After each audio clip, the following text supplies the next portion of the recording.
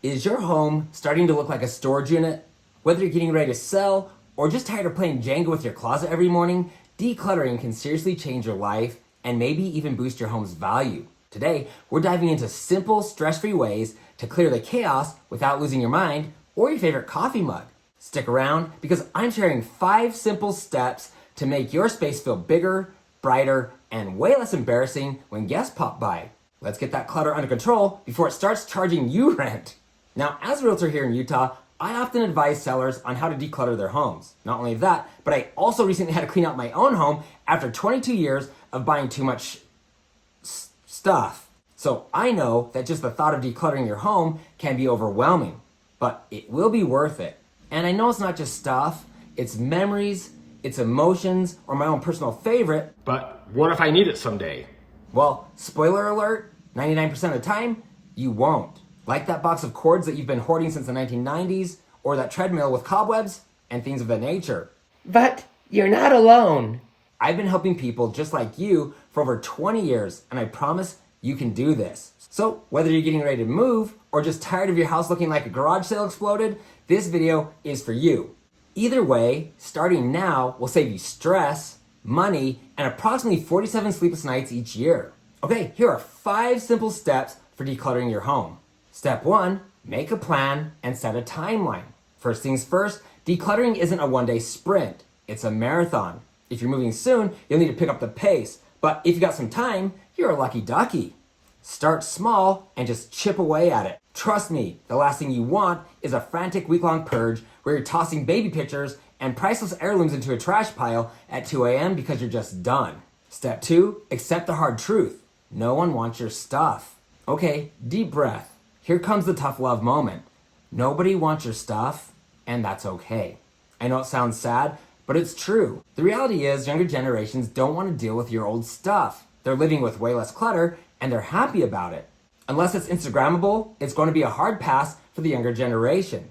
We live in a world where minimalist and neutral is the name of the game. People want clean, simple spaces, and the stuff that you've had for years just doesn't fit that vibe anymore.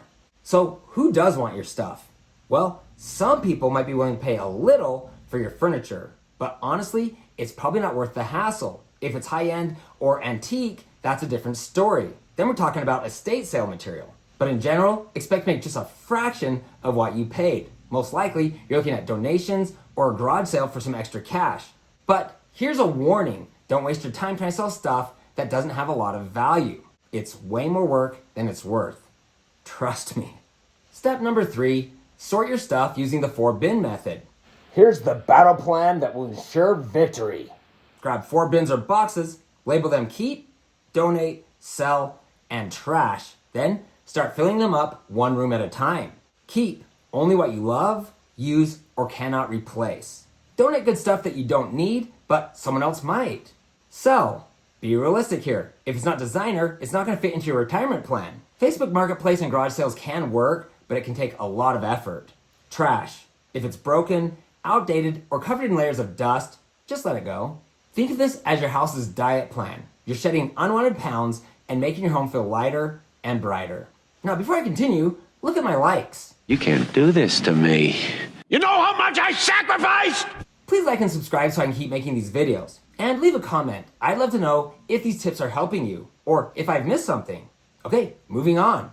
Step number 4, cue the Disney song. Let it go, let it go.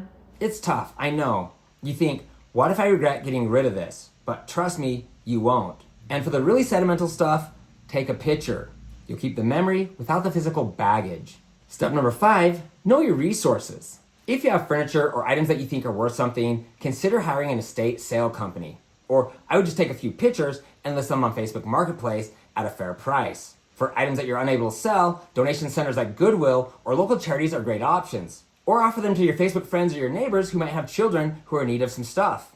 And for that inevitable pile of junk, renting a dumpster or hiring a junk removal service could save your sanity.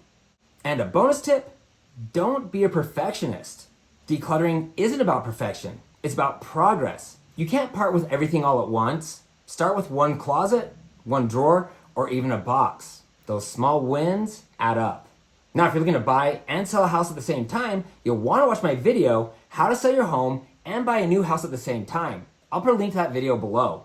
If you're ready to buy, sell, or build a home here in Utah, I get contacted all the time. Please feel free to call or text me with your questions. I'd love to hear from you. If you have a friend or a family member looking to sell a home, you can easily text this video to them.